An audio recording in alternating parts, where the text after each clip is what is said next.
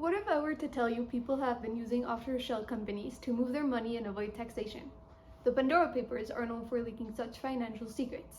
They reveal how the taxes arose for ordinary people, but for the more elite, they avoid it by using clever offshore structures which are not open to the public to either hide their money or manage their fortune. September 2003, Monaco. In the Monaco Star, a luxury apartment complex, a secret transaction takes place. The $4 million fourth floor of this place was later purchased by an offshore shell company no one has ever heard about, called Brooksville Development Limited. Still don't know what I'm talking about? Okay, let me set the scene. In a luxurious place such as Monaco, the playground for all the rich and famous, people don't really ask where all the money is coming from. It is possible that Brooksville Development may be the official owners of this flat, and in order to keep the identity hidden, they have people listed as the owners. This was kept a secret for a long time. That was until the Pandora Papers were leaked. It was a mystery to all. No one knew who was really behind the shell company or who was the owner of the flat. But there has to be someone, right? Well, 18 years later, thanks to something called the Pandora Papers, leaked, and our mystery was solved. Turns out the purchaser had been a 28-year-old Russian woman named Svetlana Krivanovich. Now, Svetlana is the true definition of rags to riches.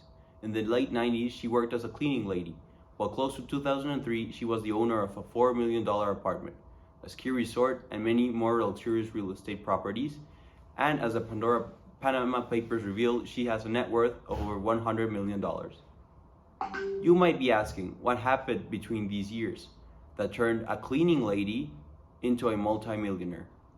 Well, she quite literally and figuratively got involved with Vladimir Putin.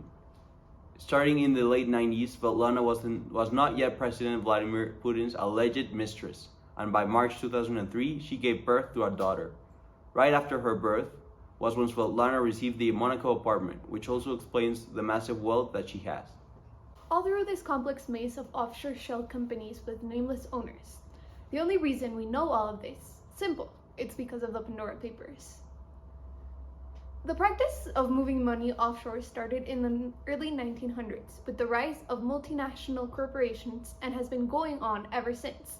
There are many reasons why individuals may choose to keep their money offshore. These include instability in their one's country or the fear of losing investments. Some large corporations move their money offshore in order to maintain company secrets and avoid giving out their data to other competition.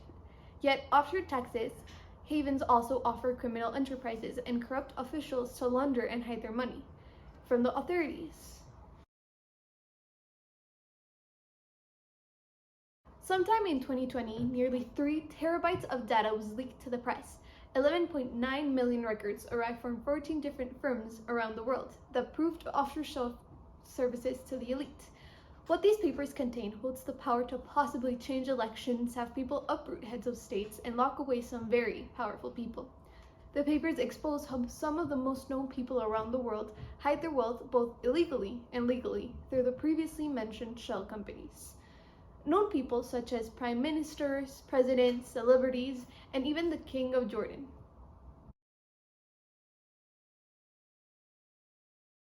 Among those implicated is the Qatari ruling family, who avoided £18.5 million tax on a London supermansion, the King of Jordan's £70 million spending spree on properties in the UK and US through secretly owned companies, Azerbaijan's leading family's hidden involvement in property deals in the UK worth more than £400 million, and the Czech Prime Minister's failure to declare an offshore investment company used to purchase 2 French villas for £12 million, and the family of Kenyan President Uhuru Kenyatta's secretly owned network of offshore companies for decades.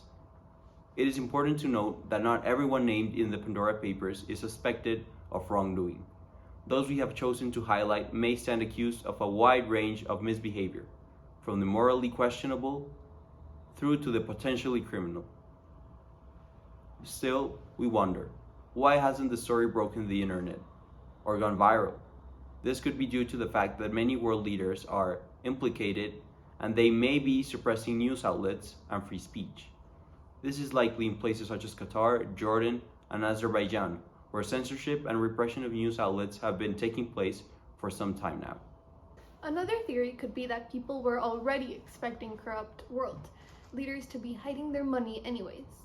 It could be that people have grown to become numb to corruption, or they've gotten used to it after being exposed to it almost on a daily basis.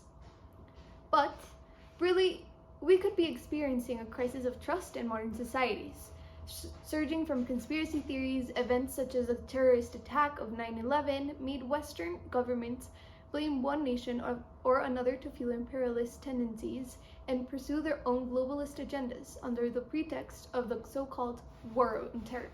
The manipulation of the news media and public opinion during the invasion of Iraq in 2003 further fueled the emergence of reciprocal distrust towards the government. No matter what the government claimed, people could tell that government officials had alternative motives for wanting to invade, ranging from the economical to the imperialistic. Truth is, the war on terror is only one of the examples that have conditioned the people to expect nothing else from their government, but deceitful tactics to pursue personal agendas. In countries such as Qatar, Jordan, and Azerbaijan, where authoritarian regimes have a tight hold over their countries, people, wealth, and government, nobody is surprised they are hiding money or involved in criminal activities or enterprises. When massive journalistic efforts take place in order to bring stories such as the Panama or Pandora Papers break, we have to wonder, are they really anything new? Were people already expecting their leaders to be hiding massive amounts of money? If nothing is being done, what is the purpose of exposing them in the first place?